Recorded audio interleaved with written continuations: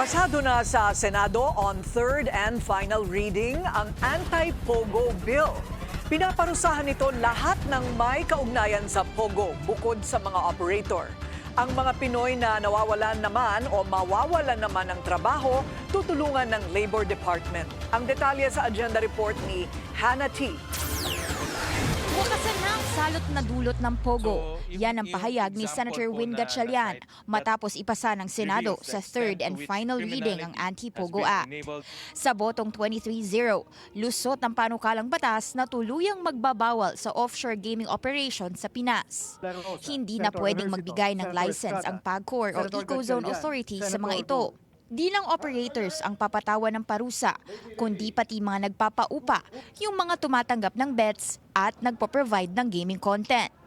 Sa oras na maging batas, kailangang itigil ang operasyon ng existing POGOs at bayaran ang natitira nilang buwis. Ang sinumang Filipino worker na apektado ng ban, covered ng isang transition program ng DOLE. Nakapaloob dito ang training, upskilling at job placement assistance.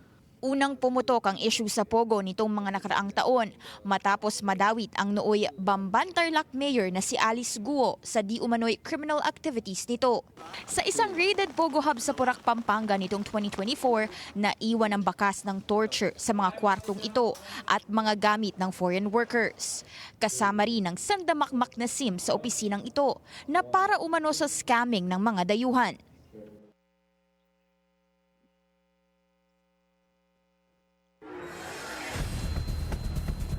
Sa kabila ng strong message ni PBBM sa SONA niya nitong nakaraang taon na banned na ang mga POGO, nasa higit 9,000 foreign POGO workers pa rin ang nasa Pinas dahil sa procedural delays ng mga ito sa deportation.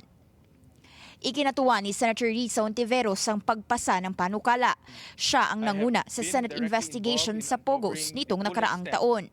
Ang mga lalabag sa Anti-POGO Act haharap sa harsh penalties. 6 hanggang 8 taong pagkakakulong ang pwedeng harapin kapag first offense na may multang 300,000 hanggang 15 million pesos. Nasa 30 to 50 million naman ang multa at 10 to 12 years in prison ang third offense. Ang guilty public officials mawawala ng retirement benefits at permanently barred from public office. Ang PAOK o Presidential Anti-Organized Crime Commission ang mangunguna sa enforcement nito sa tulong ng DOJ, DILG at DICT.